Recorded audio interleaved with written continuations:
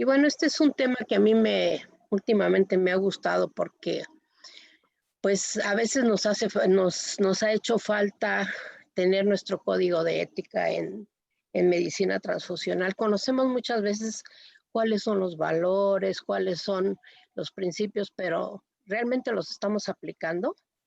Y entonces, bueno, como les decía la doctora Rita, yo me di a la tarea de escribir en el GESIAM un documento que me parece que tuve la oportunidad de integrar lo que hay ahorita en el mundo al respecto.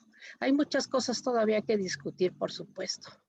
Esto no está acabado, esto empieza. Sin embargo, bueno, este documento seguramente les va a tener que ayudar porque cuando estamos en un banco de sangre, en un servicio de transfusiones, en donde sea, deberíamos de contar con nuestro código de ética. Generalmente tenemos un documento institucional, pero no es concreto, no es específico para bancos de sangre.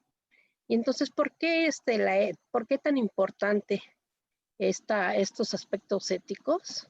Pues nada menos que porque la disponibilidad y suministro de la sangre o de los hemoderivados solo se puede obtener del cuerpo de una persona. De ahí todos los desafíos éticos. Además, depende necesariamente de la contribución que tiene, voluntaria de un donante y que es a beneficio de otro sin ningún beneficio físico para sí mismo. Estos dos aspectos son sumamente importantes por los cuales se tienen grandes desafíos éticos y a veces se violan estos principios. Además, porque se tiene que garantizar que los componentes sanguíneos obtenidos por donación sean utilizados de manera adecuada y equitativa. No siempre son manejados de manera adecuada. Ustedes han visto seguramente artículos del uso, por ejemplo, del plasma fresco congelado y de manera equitativa. Siempre los distribuimos de manera equitativa. Por lo tanto, por todo esto, es importante que se respete la contribución del donante y de su donación y que se proteja su salud y su seguridad. Es muy importante la protección de su salud y su seguridad. Es un individuo sano y se tiene que garantizar que los productos derivados de esta donación, como ya habíamos dicho, pues se utilicen de manera adecuada y equitativa. Acuérdense que cuánto plasma, de hecho, estamos en este país, se está dando de baja. De hecho, ya la Organización Mundial de la Salud ha analizado este problema que tienen los países en vías de desarrollo y saben que es una responsabilidad que no se está cumpliendo por parte del Estado, por parte de quien hace las políticas. Debería ya de haber tenido una política para que no se esté desperdiciando este valioso tejido que es el plasma.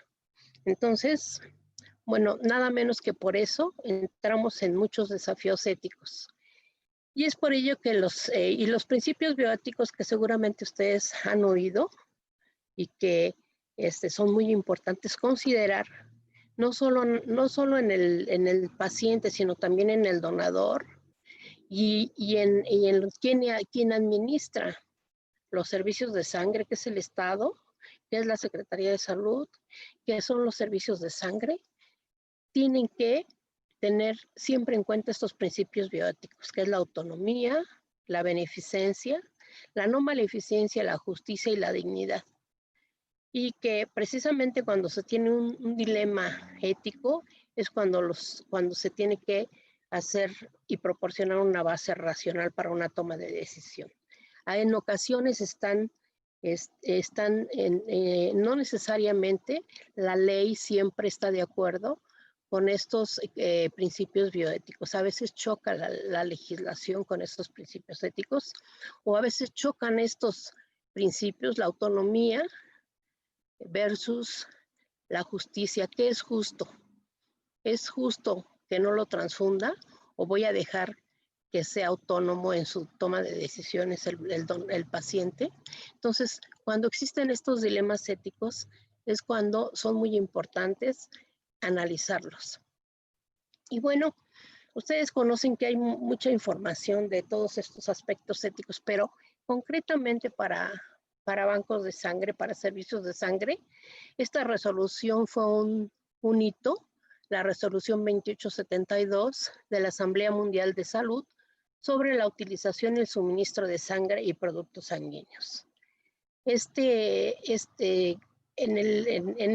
este momento que fue, vean, en 1975, o sea, no es tan viejo esto, en Ginebra, se vio que pues estaba la creciente actividad de las empresas privadas en sus proyectos de comercialización de extracción de sangre y plasmaféresis, sobre todo, ¿en dónde creen? Pues en países de desarrollo.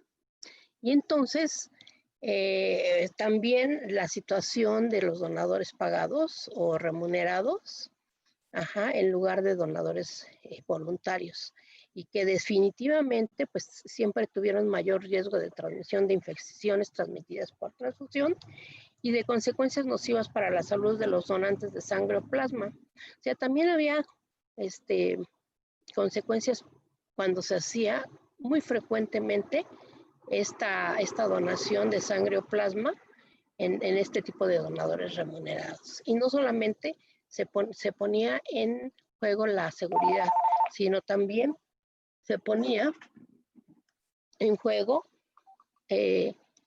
la seguridad del donador. Entonces, ante esta situación que estaba sucediendo en el mundo, pues se hizo esta reunión mundial y se hizo esta resolución que es muy importante.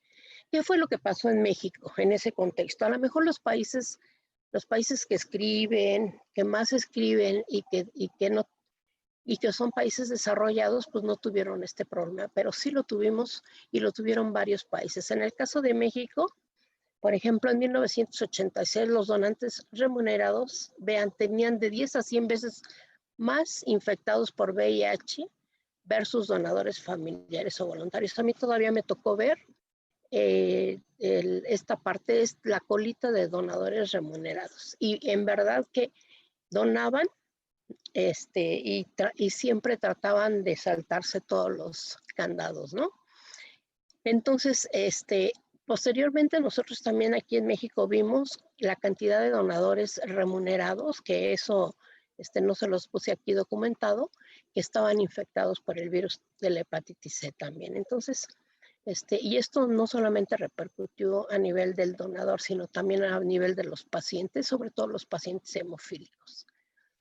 Estos donadores remunerados, vean, no solo vendían el plasma, sino también la sangre, porque estaba permitido la donación remunerada y hasta 2 veces al mes. Entonces también había seguramente repercusiones nocivas para estos donadores. En este año al 86, la tercera parte de la sangre que se utilizaba en México provenía de estos donadores remunerados.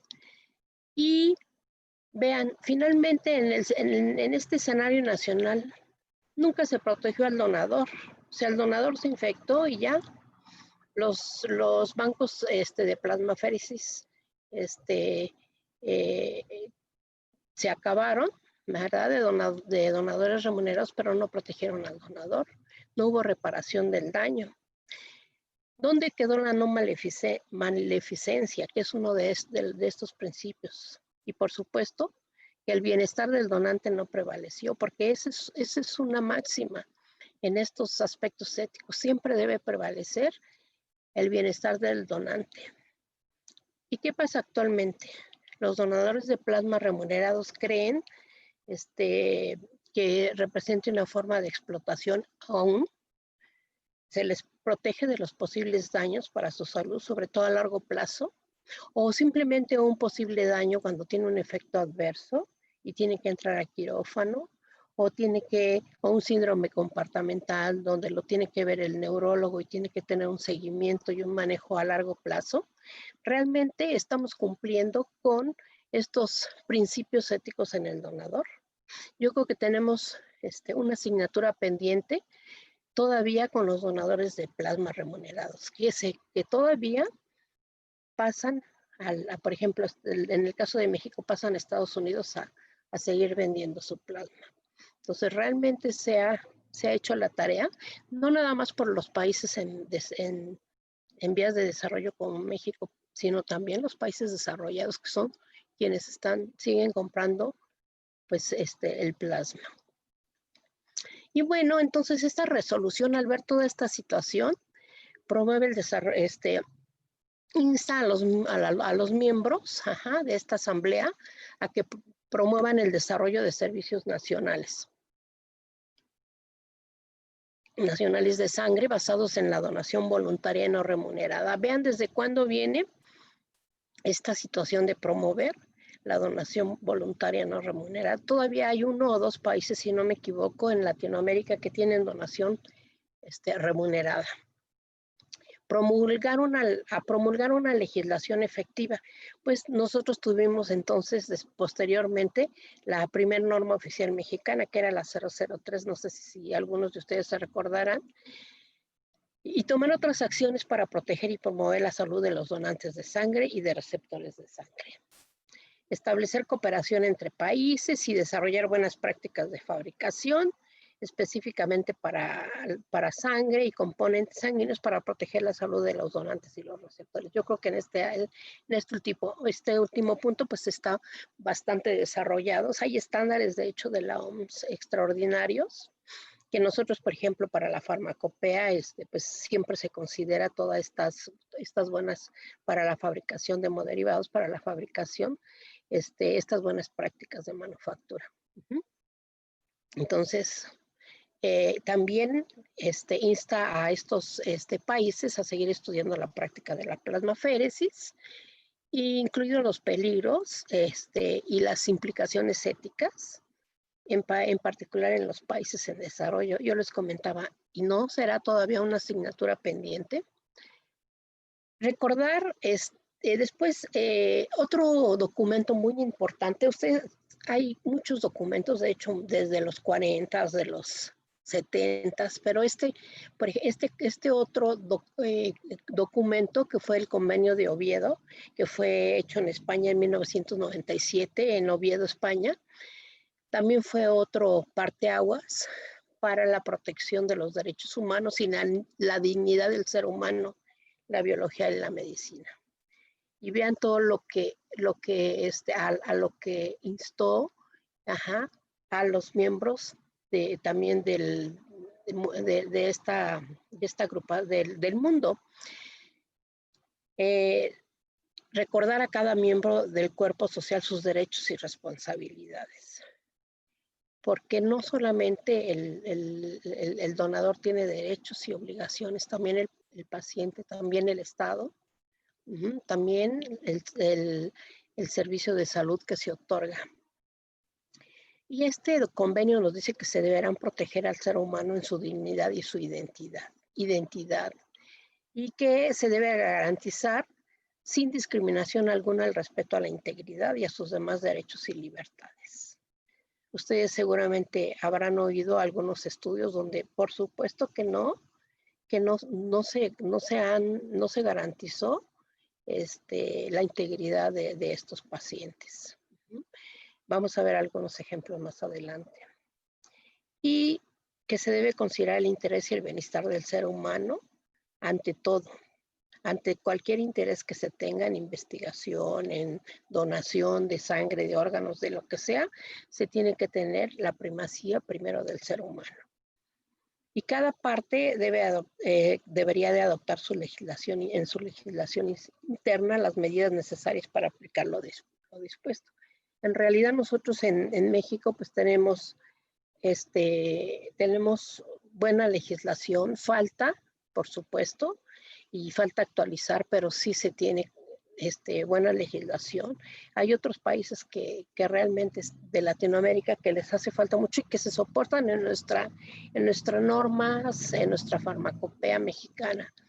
Entonces, el interés y el bienestar del ser humano deberá prevalecer sobre el interés exclusivo de la sociedad o de la ciencia.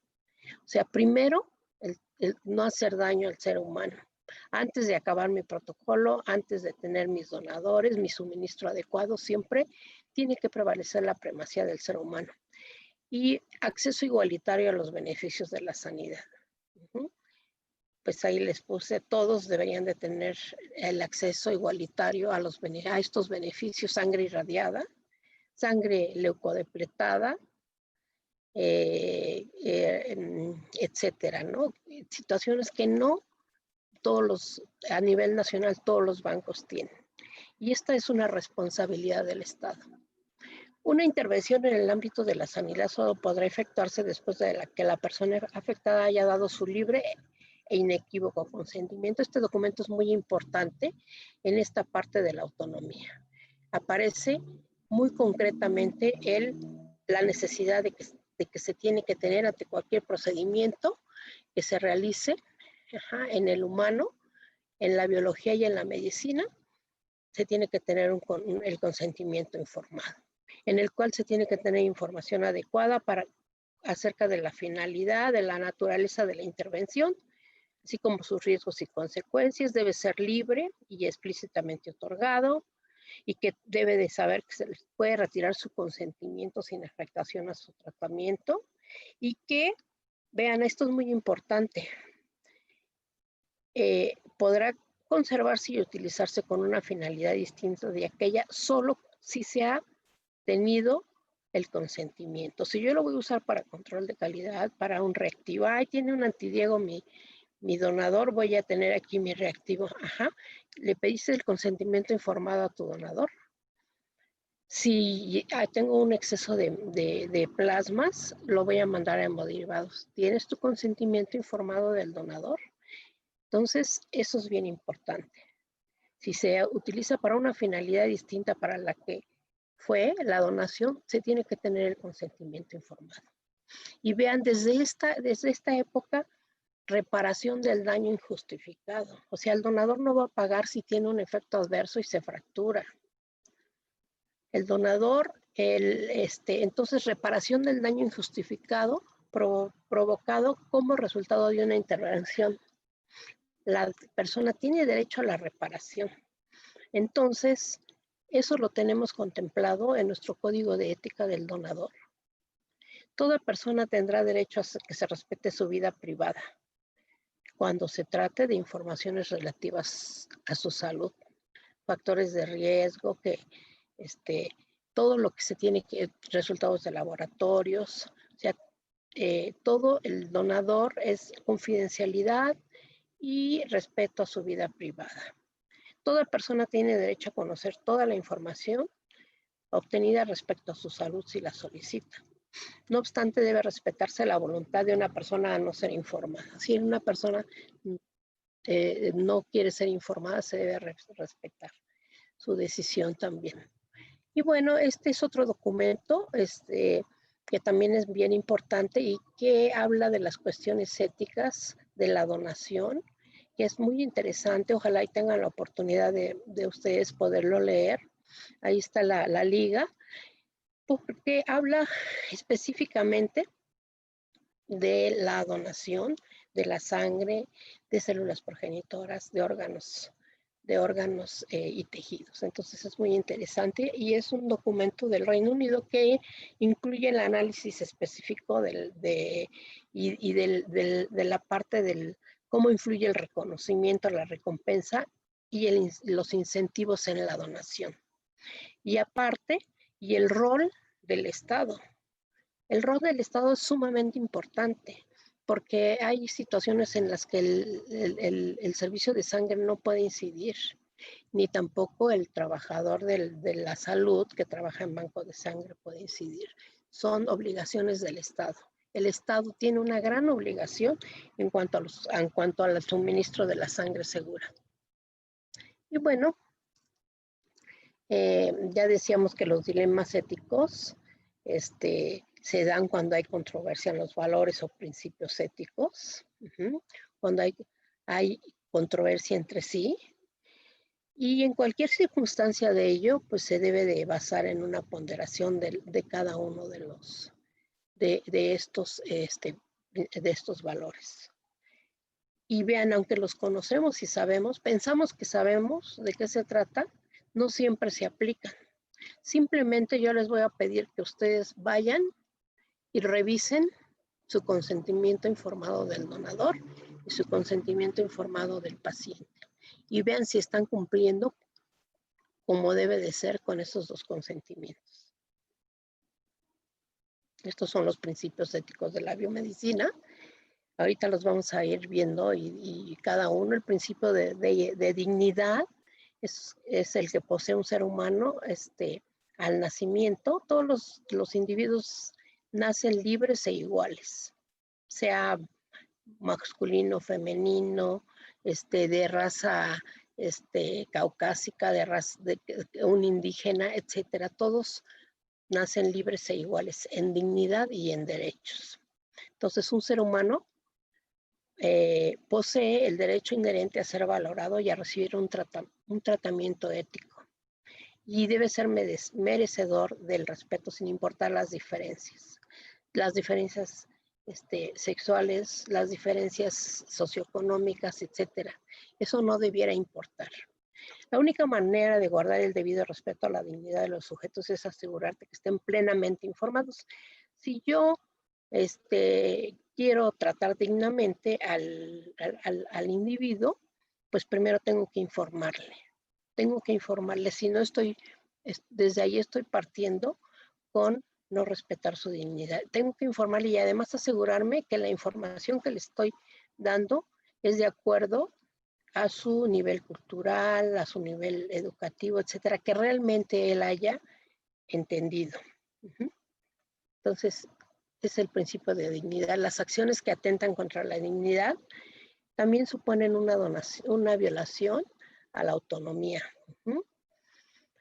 A excepción hay situaciones donde se pierde la autonomía del individuo, por ejemplo, en los ancianos con demencia senil, pues entonces otra persona tendrá que tomar la decisión de su tratamiento, de su procedimiento, o en un estado de inconsciencia, un individuo inconsciente que llegue a un servicio de urgencias, pues en ese momento no puede ser autónomo para tomar una decisión, o aún, por ejemplo, en neonato, un paciente pediátrico, cuando no se ha alcanzado todavía la autonomía. Y vean, el principio de autonomía, aunque es capaz de evitar algunos abusos que dieron origen a la bioética, o sea, yo médico soy el que sabe lo todo y voy a hacer esto con el paciente, o sea, eso ya se acabó. Si realmente aplicamos el principio de autonomía, y entonces, generalmente, si lo respetamos, pues estamos evitando algún abuso en estos individuos, pero no siempre es suficiente para evitarlos.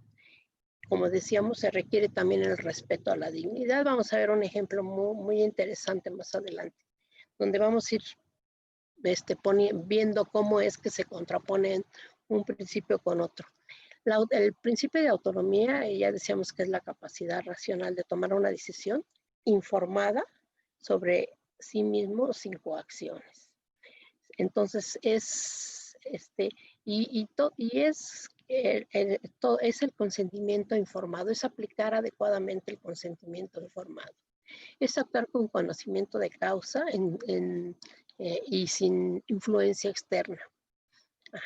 Es una elección, es cuando se le permite al individuo tomar una elección libre con conocimiento de causa y sin coacción externa. Pero para eso, obviamente que se debe de conocer todos los datos o la información necesaria para elegir libremente. Si yo no le doy la información adecuada, suficiente, y que el individuo entienda, entonces no estoy cumpliendo con el principio de autonomía. Se le debe de decir los riesgos, los beneficios y otras alternativas. A veces lea esto, o sea, y entonces el paciente muchas veces o el donador no van a entender y el paciente no necesariamente va a conocer otras alternativas. Entonces también es parte de la obligación que tenemos que hacer en el consentimiento informado, darle a conocer otras alternativas. Y bueno, pues como dice aquí al final, la máxima expresión de la autonomía es el consentimiento informado, pero bien aplicado y que sea, que tenga todo lo que debe de tener el consentimiento informado. Aquí en el doctor Granger y el doctor Flanagan, que el doctor Flanagan me encanta porque él ha presentado esta parte en la ISBT, la parte del código de ética, y ellos trabajaron la parte del consentimiento informado del donador, y es un documento maravilloso que ahí tienen ustedes la bibliografía, que fue de apenas de diciembre, se publicó, me parece que fue en diciembre o del año pasado, y lo pueden ustedes ver, que nuestra norma oficial mexicana no está muy alejada de lo que dice, ¿eh? Pero el artículo es muy, muy bonito porque explica situaciones que, acuérdense que la bioética a veces no es tan fácil de entender, o podemos caer en abusos sin darnos cuenta. Entonces, siempre es interesante leer otros autores para analizar si estamos cayendo en alguna violación ética de nuestros pacientes o donadores. El consentimiento informado es un derecho del paciente. Es un derecho y es legal y moral. En la mayoría de países es una obligación legal. Es una responsabilidad también ética del profesional, que lo atiende de ser veraz y no retener información. O sea, el consentimiento y el profesional que le da a conocer el consentimiento tiene que ser veraz y no retener información al paciente o a la familia. Y es vital garantizar la protección de las personas cuando su autonomía se ha mermado o que pueda estar perdida. Ya vimos en qué situaciones podría ser.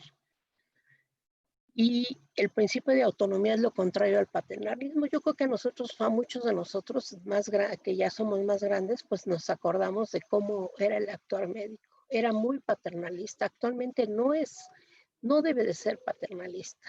Actualmente el individuo, el paciente, el donador deben de participar, se les da la información y deben de participar en el plan de su manejo. La bioética contemporánea establece dice que para que sea válido un consentimiento debe de contar con lo siguiente, que el individuo debe ser competente para dar su consentimiento.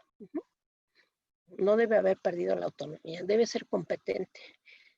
Debe haber recibido la divulgación adecuada de la información, o sea, que tenga la información completa, veraz y de la información.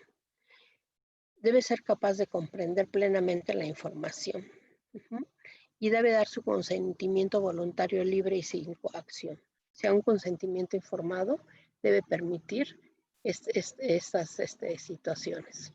El otro principio, que es el de beneficencia, es una acción que se realiza en beneficio de otros. Las acciones benéficas se realizan para ayudar o prevenir o para eliminar daños o simplemente para mejorar la situación de otras personas. En resumen, es hacer el bien y evitar el mal, que generalmente pues, es la praxis del médico o del trabajador de la salud, hacer el bien, evitar el mal. Es el deber primario de sanar, cuidar, satisfacer las necesidades vitales de una persona.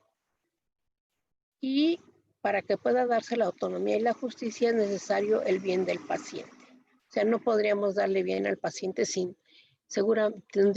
tuvimos que haberlo tratado con justicia y de haber respetado su autonomía, de haberle dado toda la información, como ya dijimos que debe de ser. Entonces, el principio de beneficencia, hacer el bien y evitar el mal. En el juramento hipocrático, el médico se compromete a utilizar sus conocimientos en beneficio de los pacientes. Yo creo que muchos ya no nos acordamos, pero precisamente este principio es el principio importantísimo en el juramento hipocrático. Y para que pueda darse la autonomía y la justicia, como ya decíamos, es necesario el bien de la persona en su integridad, no nada más física. No nada más le di la cirugía y no. Tiene que ser integridad como persona biopsicosocial, en su integridad física, psíquica y espiritual. Eso sería que estamos cumpliendo con el principio de beneficencia.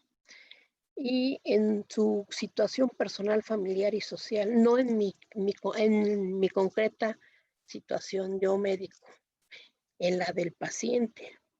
No lo que es mejor para mí es lo mejor para el paciente. Eso tampoco es correcto. Y el principio de no maleficencia, no causar un daño no necesario o no razonable. Entonces, extremar los posibles beneficios minimizando los riesgos. Siempre tiene que ser más el beneficio que el riesgo, es decir, no hacer daño. En el ámbito de toda actuación médica siempre se toma y se pondera la relación riesgo-beneficio.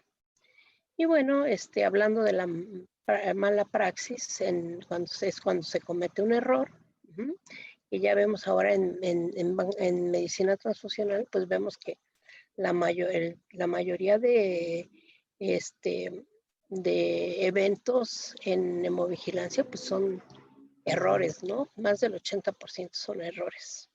Y estos errores pueden ser por insuficiencia de conocimientos, por negligencia en el diagnóstico, por complejidad del cuadro clínico, impericia, imprudencia o negligencia. Entonces, principio de no maleficencia, no hacer daño.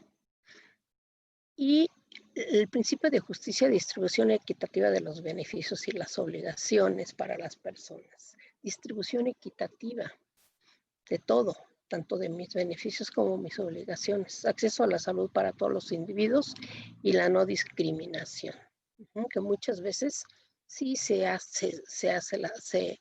la discriminación por el personal de salud. Es equidad de trato la justicia. Más que igualdad de trato, es equidad de trato. Y vean, es la obligación de recibir un trato como corresponde, conforme a las capacidades de cada persona. Ese es el trato digno. O sea, si es una persona que no sabe leer y escribir, es un trato diferente que una persona que tiene un posgrado. En todo, en el tratamiento, en la donación, en la investigación. Algunas situaciones muy nefastas en investigación se han dado porque no se da un trato digno. Se informa y el individuo que está en el proyecto de investigación no sabe y no entiende, porque no se le dio la información de acuerdo a sus capacidades. Y decíamos, la justicia pues requiere de imparcialidad y una distribución equitativa de esos bienes. Y bueno, recibir un trato como corresponde, decíamos que es lo más importante, no como a mí me gustaría o como me gustaría a mí, no, de acuerdo a las capacidades de cada persona. Y en el caso de algunas poblaciones desfavorecidas o vulnerables por sus capacidades y estatus sociales, se requiere un trato especial, porque si no voy a violar y voy a ser injusto en el tratamiento o en la toma de decisiones en su procedimiento. Y bueno, como decíamos, no siempre recabando un consentimiento informado ya estoy cubriendo la autonomía del paciente. ¿Y por qué? Porque no lo estoy aplicando como debe de ser, porque no está correcto, le falta algún aspecto, o porque no lo entiende la persona que lo está llenando.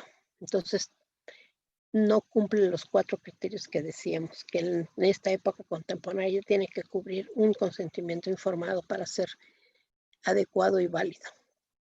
Y bueno, ya vimos de manera general estos aspectos y ahora pues les voy a presentar la parte del código de ética de la ISBT, de la Sociedad Internacional de Transfusión Sanguínea, que ellos desde el 2000 hicieron el primer código de ética, después lo actualizaron en el 2010 y en el 2017, a finales de 2017, hicieron un extraordinario código de ética.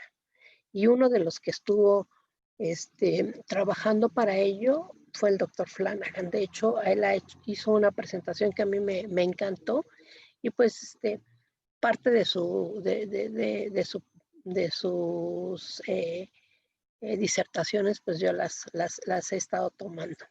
Y ellos tienen este código, de hecho lo tienen varios idiomas en la página de la ISBT, lo tienen en español, en etcétera, y en inglés, en portugués, en varios idiomas, porque ellos lo hicieron para que lo pudiéramos utilizar. Pero lo más importante es que lo entendamos y lo apliquemos. Entonces, estos principios que los profesionales de la medicina transfusional, estos principios son los que los profesionales de la medicina transfusional en su quehacer diario, ustedes, muchos de ustedes son profesionales de la medicina transfusional, deben ejercer cuando se encuentran bajo la responsabilidad de las autoridades que formulan las políticas y establecen estándares generales para provisión de servicios de sangre. O sea, estos principios éticos específicos para banco de sangre están hechos para el trabajador del área de la medicina transfusional, para los servicios de sangre, para el donador y para el paciente de manera específica. Y el principio ético relacionado con el paciente, pues nos dice que el paciente tiene derecho al acceso equitativo de los componentes sanguíneos derivados de la donación, que era lo que ya habíamos visto, y que es principio de justicia, que se respete su autonomía, consentimiento informado, que la decisión de realizar una transfusión se realice con beneficio, beneficencia, y evite el riesgo de un daño innecesario o no razonable, no maleficencia. Entonces, eso es como primer paso. Y ya en una transfusión, es uno de los aspectos que nos dice este código de ética que hizo la Sociedad Internacional de Transfusión Sanguínea, que siempre que sea posible debe obtenerse el consentimiento informado antes de aplicar la transfusión, no después para llenar el expediente, antes. En el caso de que no se pueda obtener el consentimiento, por alguna situación que vamos a ver, pues debe basarse en los mayores beneficios hacia el paciente, o sea, la no maleficencia. Siempre ver los beneficios versus el riesgo. Debe proporcionarse en ese consentimiento información completa sobre los riesgos, beneficios, los posibles tratamientos alternativos, y se le debe permitir que decida libremente si se acepta o rechaza ser transfundido. Y los médicos a cargo del paciente, fíjense, debe asegurarse de aportar toda la información útil que le permita al individuo, al paciente, decidir si se transfunde o no. Si yo le doy toda la información y me aseguro de que la entendió, entonces él va a poder decidir de manera libre y sin coerción. Si no me aseguro de eso, está recibiendo información, pero no va a decidir libre y conscientemente el procedimiento. El paciente tiene derecho a que se respete su consentimiento para recibir una transfusión. Y vean aquí, por ejemplo, tenemos en el caso de los pacientes de testigos de Jehová, pues ya sabemos todos que su posición general es rechazar la transfusión de cualquier componente sanguíneo. Sin embargo, vean aquí cómo para el médico es una situación completa, dado que se opone la autonomía del paciente a la libertad terapéutica del médico. Prevalece la autonomía sobre la beneficencia del paciente. Si aquí no hay un equilibrio, sino prevalece la autonomía sobre el beneficio del paciente. Sin embargo, debe respetarse. Debe respetarse cualquier indicación anticipada también. ¿Sí? Bueno. Que asegure la validez del documento cuando no es posible la autentificación de la directiva anticipada. Y en este caso, cuando hay un consentimiento anticipado, puede permitir al médico en una situación de emergencia no tener en cuenta el rechazo de la transfusión en una situación de urgencia, porque puede ser que se haya perdido la autonomía del paciente. Y bueno, existen dilemas éticos. Por ejemplo, aquí tenemos dos dilemas éticos. ¿Qué pasa con una paciente embarazada que requiere una transfusión en la cual no solo está en juego su vida, sino también la del feto? ¿O qué ocurre en la paciente con la hemorragia posparto sin riesgo para el recién nacido, sino nada más para la madre?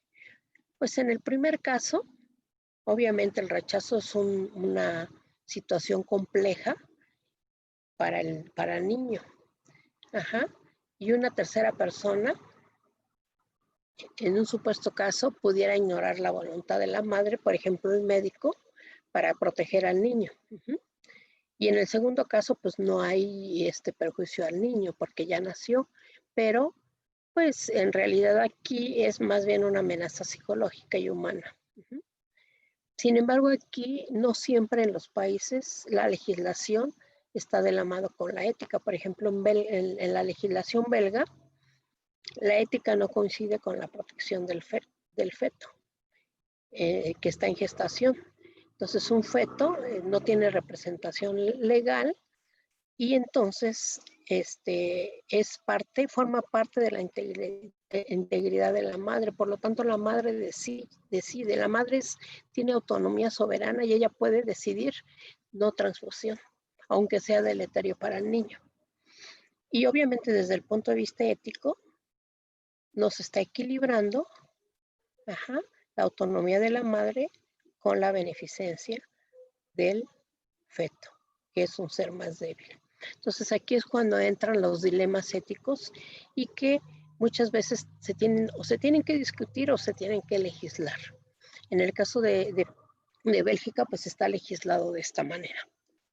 En el caso de México, por ejemplo, para la autonomía del paciente para recibir una transfusión, pues ustedes lo conocen muy bien. Tenemos dos normas oficiales mexicanas, que ustedes saben que estas son obligatorias, porque son oficiales mexicanos. Las normas mexicanas son voluntarias, pero estas son oficiales mexicanas, son obligatorias y señalan muy bien que el personal de salud debe recabar el consentimiento, previa información y explicación de los posibles riesgos y beneficios. Y bueno, por ejemplo, en la Ley General de Salud, por ejemplo, en su artículo 81, prevé esta situación. Por ejemplo, en el caso de urgencia en un receptor que no esté en uso pleno de sus facultades mentales o ante la necesidad de efectuar un procedimiento de transfusión autóloga en menores o en personas incapaces de otorgar su consentimiento y en ausencia de un otorgante facultado en el ejercicio de tal derecho, vean, el médico tratante responsable sanitario de un banco de sangre o servicio de transfusión puede llevar a cabo el procedimiento. Esto está documentado en la Ley General de Salud. Claro que no quisiéramos, ¿verdad?, que tuviera que haber controversia, pero está este respaldo en un caso de urgencia.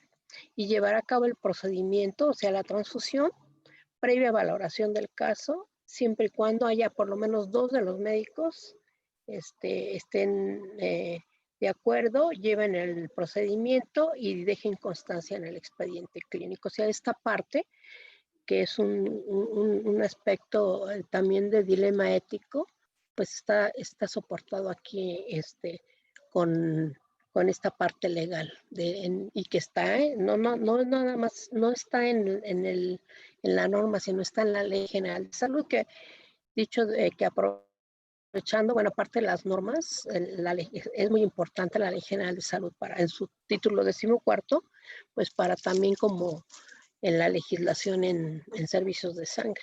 Entonces también es un aspecto importante. Y bueno, en cuanto a la beneficencia y no maleficencia, el paciente tiene derecho a ser tratado con dignidad. Por lo tanto, las decisiones sobre la necesidad de la transfusión deben basarse en una necesidad clínica verdadera basada en evidencias. Vean, o sea, no es porque yo digo que quiero 3 paquetes para una colecistectomía y sí le voy a transfundir. O sea, tiene que ser basado en evidencias. Ya no estamos ni siquiera en los consensos. Tiene que ser basado en evidencia, si no, estoy violando este principio ético del paciente. No lo estoy tratando con dignidad. La terapia transfusional, vean otro aspecto bien importante, debe ser administrada bajo la responsabilidad del médico, pero este médico que creen debe ser competente para ello. No siempre el médico es competente. ¿Cuántas veces no han visto que quieren transfundir a un paciente porque bajó de 100,000 plaquetas y el paciente está perfecto? O plasma para corregir tiempos, etcétera, etcétera, etcétera. Estas situaciones nos dejan ver muy claro el abuso que hay de transfusión de componentes, que afortunadamente sigue siendo, ya es menor, pero sigue siendo importante. ¿Por qué? Porque no hay competencia del médico para prescribir. Se toma a la ligera la terapia transfusional y no es un procedimiento, es un procedimiento complejo. Para minimizar los riesgos inherentes a la transfusión, el paciente debe recibir solo el hemocomponente específico requerido. Si el paciente requiere un componente leucodepletado, debiera de estarlo recibiendo irradiado con estudio de citomegalovirus, etcétera, etcétera, etcétera. Es para beneficencia del paciente. Debe informarse a los pacientes si la transfusión les ha perjudicado, sin cacería de brujas, ¿no? Pero bueno, aquí en nuestro país todavía nos falta, pero es un aspecto ético importante. Informarle de que se le hizo un daño, que seguramente no fue voluntario, pero se le debe de informar al paciente. Y la información siempre debe de gestionarse de manera confidencialidad. La confidencialidad del paciente es súper importante, de sus datos sensibles de las transfusiones, etcétera. Todo es la gestión de esa información debe ser siempre de manera confidencial. Y la justicia en la medicina transfusional que nos da la ISBT es que nos dice que con la misma afección médica el paciente debe recibir un trato equitativo e igualitario de los componentes sanguíneos, todos con NAT, ¿verdad? No nada más con serología. Si se está usando NAT, pues todos con NAT, ¿no? Tú sí, a ti te toca estudio un componente más seguro y a ti uno menos seguro. No debe haber discriminación cuando los componentes sanguíneos son escasos, especialmente. Entonces también eso es trato justo. No debe de darse el componente de acuerdo a una discriminación social, económica, de raza, de género. No debe haber algún incentivo financiero para la prescripción. Y el componente, ya decíamos que debe recibir específicamente el componente sanguíneo específico. Saben que se sigue usando la sangre total en nuestro país. Con necedad de algunos cirujanos, ¿no? De una manera muy terrible.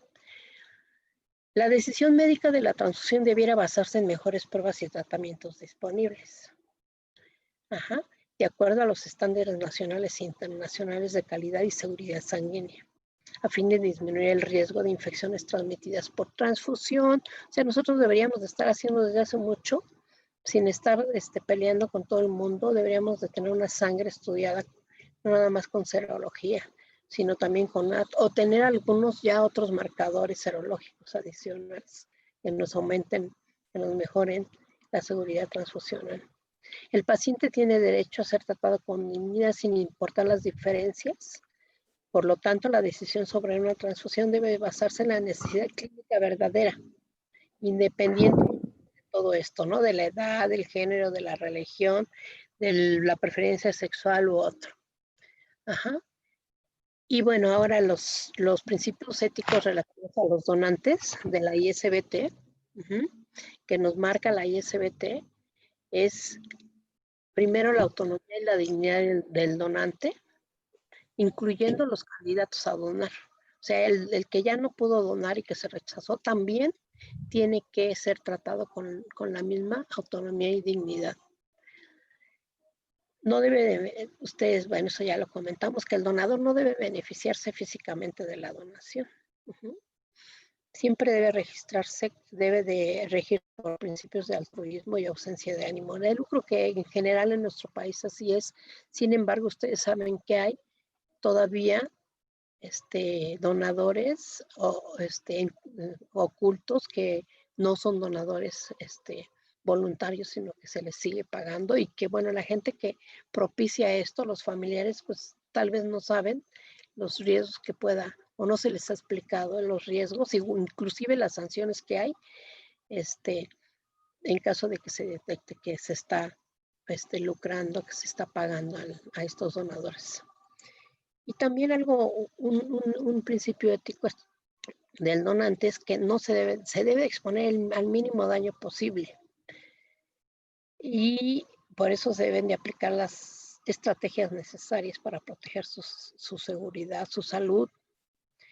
Nunca debe verse comprometido para satisfacer las necesidades de los pacientes, sobre todo cuando no hay componentes sanguíneos, ¿no? En el caso de donadores de sangre con grupos raros, que a veces por alguna situación médica urgente, pues se tiene que sangrar un donador con cortos tiempos, o por ejemplo, para obtener una buena cosecha de algunas de células, de leucocitos, etcétera. Entonces no debe de prevalecer esta situación ante la seguridad del donador. Entonces nosotros tendríamos que ir viendo y que nos vaya cayendo así el 20 de qué sí estamos haciendo y qué no estamos haciendo con nuestros pacientes primero, y ahora con nuestros donadores. El donante debe otorgar expresamente su consentimiento también, igual que el paciente, y obviamente tiene que ser informado del proceso de la donación. Esto sí está muy claro en las normas mexicanas, y en el documento del doctor Flanagan, en este artículo que les comentaba, también viene muy claro qué debe de tener. Agarren su consentimiento del donador. A veces los servicios de sangre no tienen mucha poder, no tienen mucha posibilidad de modificar a lo mejor el de transfusión, que deberían, pero el de donación pues son los dueños, ¿no? Entonces tiene que estar muy bien hecho y debe aplicarse muy bien hecho por los servicios de sangre, que en general creo que así es. Debe estar informado del proceso de la donación. Tiene que estar de que se le van a hacer estudios. Yo te aviso que te voy a hacer estudios y tú me tienes que decir si aceptas o no aceptas y cuáles estudios te voy a decir. Te voy a hacer antes de la donación, de los riesgos, ya decíamos, de los riesgos de la donación, inclusive los posibles riesgos graves.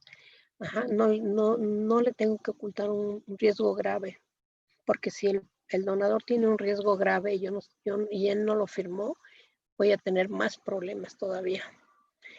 De su derecho a realizar preguntas, y de que puede excluirse o retirarse en cualquier momento de la donación.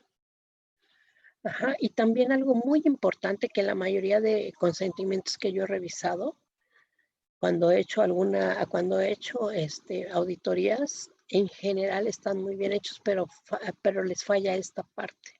Se tiene que informar en el consentimiento del uso legítimo de la donación, por ejemplo, si se utiliza para control de calidad, para producción de reactivos o con fines de investigación para biobancos, o se utiliza como muestra, como donación anónimas para institutos o universidades para uso en proyectos de investigación. Todo eso se debe de informar. Se le debe de informar en su consentimiento.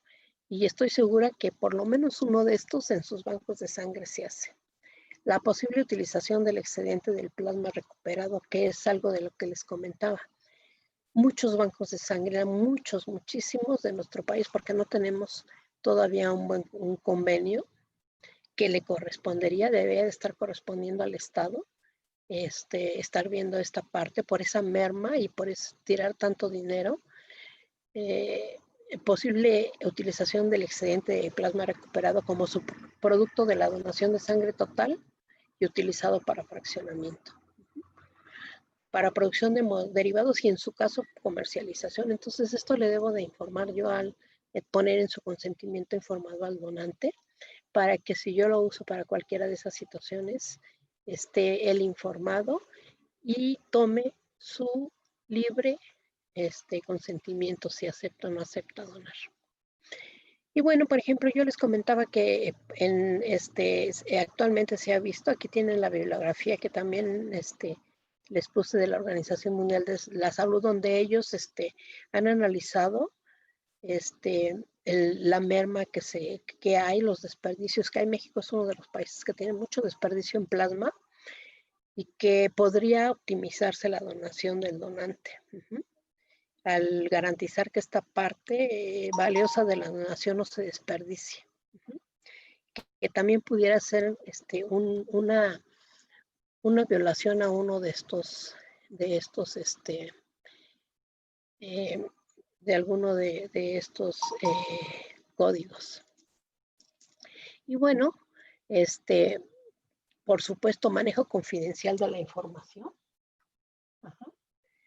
Eso ya lo comentábamos. Ya sea que se genera, ya sea documental o en medios electrónicos. Yo recuerdo que como siempre hubo estar agarrando a dónde va esta lista, ¿no? Y la gente aprendió a que no se podía enviar listas con nombres, con resultados, con grupos sanguíneos, de pruebas serológicas. Eso no puede hacerse. No se puede estar enviando en medios electrónicos cuando se puede descifrar a quién corresponde. No para el donador, no para el paciente tampoco. Sobre todo cuando hay resultados de análisis o por ejemplo, historias clínicas con conductas de riesgo o causas de rechazo. Tenemos que manejar la información confidencial, siempre. Y bueno, yo les comentaba que esto es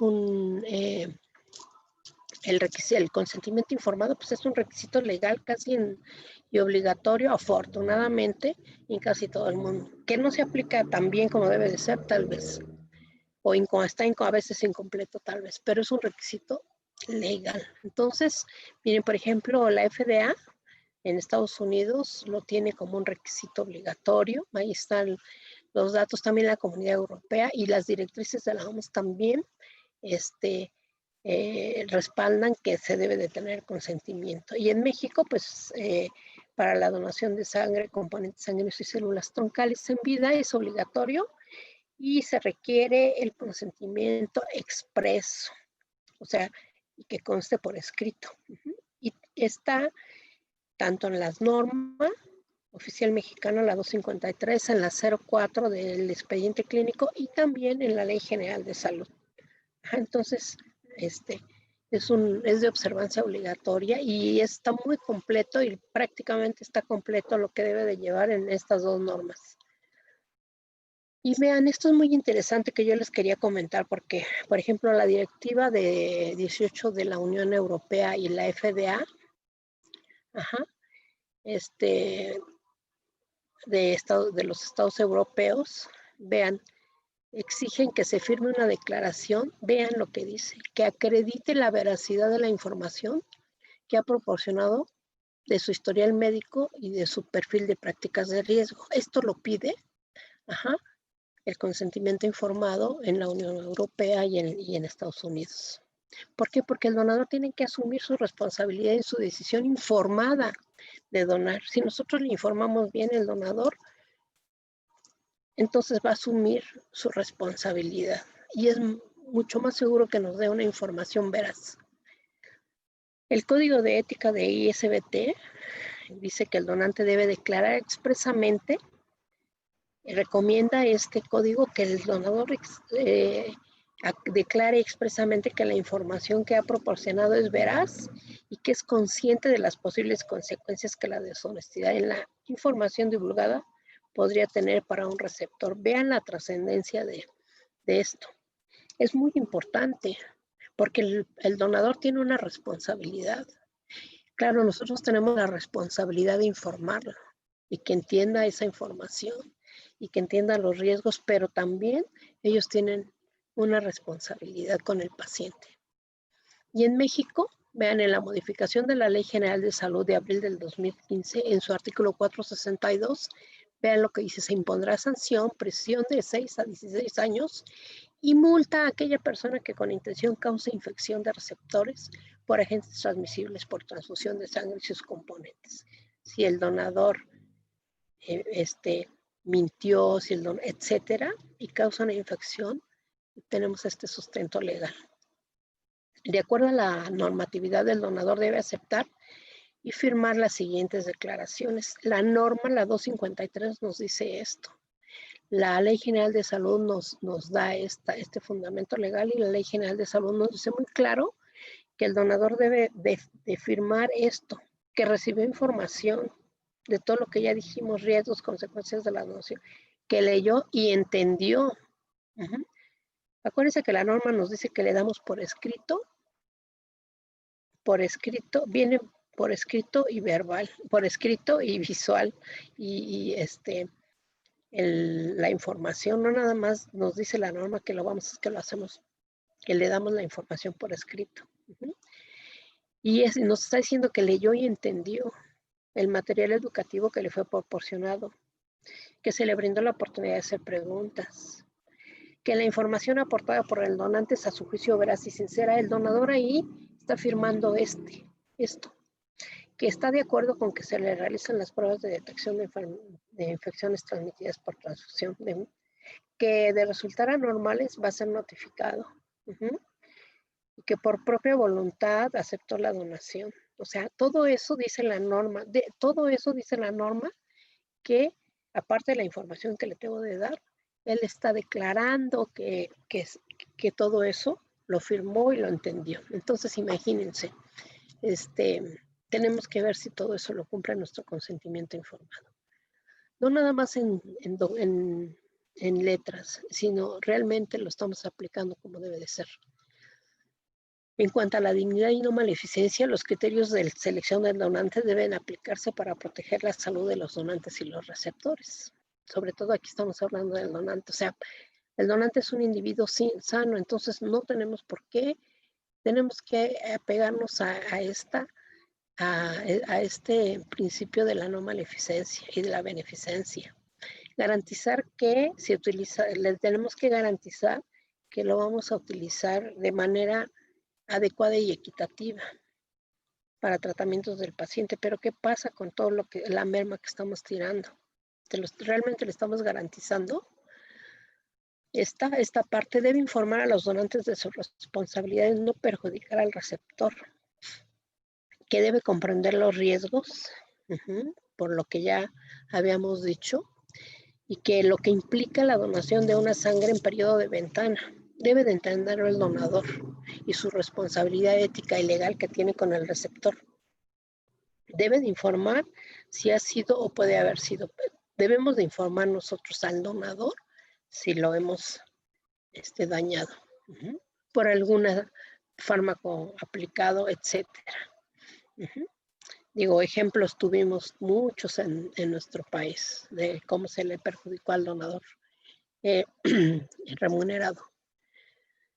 La decisión de administrar cualquier sustancia o medicamento a un donante debe ser siempre sin dañar teniendo la seguridad de no dañar al donante. Esto y se debe considerar la administración de cualquier sustancia solo cuando existan pruebas satisfactorias de beneficios para el receptor, cuando exista una investigación aprobada, no así de manera empírica. Ahora le aumentamos la dosis de prednisona o etc. para tener mayor cosecha. No, tiene que ser aprobada por un comité de ética que haya estado documentado científicamente y de acuerdo a estándares y normas internacionales. Y cuando se le hayan informado al donante todos los riesgos, te voy a aplicar este factor de crecimiento, te voy a aplicar este factor estimulante de colonias, lo que sea, y estos son tus posibles riesgos. Y bueno, pues como dice ahí abajo, esto puede suceder sobre todo en recolección de células como concentrados de granulocitos o células progenitoras hematopoyéticas, por ejemplo. Y otro aspecto bien importante que no cumplimos nosotros en la mayoría de ocasiones es que el donante y el receptor deben... Estoy aquí viendo que ya me quedan 6 minutos, ¿verdad? Ya casi estamos terminando. que se debe de mantener el anonimato, porque pues puede haber efectos positivos, pero más efectos negativos ante el no anonimato. Ajá. Y bueno, algo muy importante es que sabemos que la donación, el donador, la sangre, es considerada como un recurso público. Ajá. Debe ser considerado como un recurso público, que se debe de evitar la discriminación del donador, ya decíamos, esto que es muy importante, ya lo habíamos ahondado en ello. Y bueno, ahora vamos a pasar rápidamente a los aspectos relativos a las autoridades sanitarias. O sea, como les decía, el Estado es el responsable de garantizar la equidad y el acceso a la sangre a través de su autoridad sanitaria y la capacidad y debe contemplar la importancia de la capacidad del sistema de salud. Debe implementar salvaguardas para que se utilicen de manera adecuada y equitativa, que es lo que comentábamos, por ejemplo, con el plasma, etcétera. Y para el tratamiento de la donación y del uso clínico, y debe de estar bien definidos los criterios y aceptados internacionalmente, preferentemente basados en evidencia científica. Y por aquí sí nos ha estado haciendo falta la parte de el uso de la sangre con criterios basados en evidencia. Yo creo que aquí es también un trabajo pendiente, y los criterios de la donación, pues también algunos, actualización, porque ustedes saben que a veces no hay criterios que estén bien homologados, y a veces rechazamos al donador de manera errónea, hasta por la talla, por ayuno de no sé cuántas horas, etcétera. Hay una serie de criterios que, como no están definidos por la autoridad sanitaria, pues entonces no se selecciona, se desperdician este tipo de donadores. Y bueno, pues en México, y ustedes saben que la autoridad sanitaria responsable de todo esto es la COFEPRIS y el Centro Nacional de la Transfusión Sanguínea, que son los servicios de las organizaciones de garantizar que los servicios de transfusión sanguínea se establezcan y desarrollen progresivamente para asegurar las necesidades de la atención del paciente, utilizando un marco ético que cubra la atención de los pacientes. O sea, que ellos tienen una gran responsabilidad ética también con el paciente. Y yo creo que 2 diapositivas más ya para concluir. La sangre pues debe ser considerada un bien común para garantizar la dignidad del donante y su donación, y no es una mercancía para fines de comercialización. Y la administración es responsable de observar que la gestión de un servicio de sangre deba basarse en principios sin ánimo de lucro, sin ánimo de lucro. Por eso es que estableció que estaba prohibida la donación remunerada, y desde aquellos años quitó la donación remunerada, que debe ser voluntaria, que no debe haber pago para ello, y que, bueno, también de hecho, en la Ley General de Salud habla de los incentivos en especie que no son, que no se consideran nocivos pues para la donación. Hay algo muy importante nada más que les quería comentar, que la donación es ya decíamos que es un acto cívico a beneficio de otros y contribuye a la cohesión social. No existe el derecho a donar, que es lo que dicen algunos donadores. No existe. El paciente sí tiene derecho, pero el paciente sí tiene derecho al cuidado de su salud. Ajá. Entonces, creo que esta es la última. La sangre y sus componentes deben considerarse un recurso público. El acceso a los productos debe basarse en la necesidad clínica, teniendo en cuenta la capacidad general del sistema sanitario local. Desde luego no vamos a querer tener los recursos que tiene un país desarrollado. Tenemos que ser realistas, pero debe basarse en la necesidad clínica. Se necesitan los criterios basados en evidencia, urgen los criterios para el país. Debe evitarse la discriminación, ya decíamos. El Estado, en conjunto con las autoridades sanitarias, los servicios de sangre y su equipo multidisciplinario de colaboradores, tienen la responsabilidad de garantizar el suministro de tejido hemático que el paciente requiera.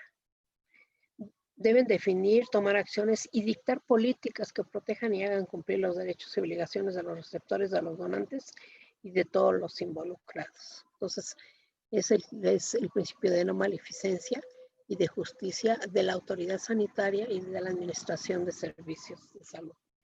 Y nada más quiero terminar diciéndoles que la medicina y la moral descansan sobre una base común, sobre el conocimiento físico de la naturaleza humana, y es un pensamiento de este pensador Séneca. Entonces, bueno,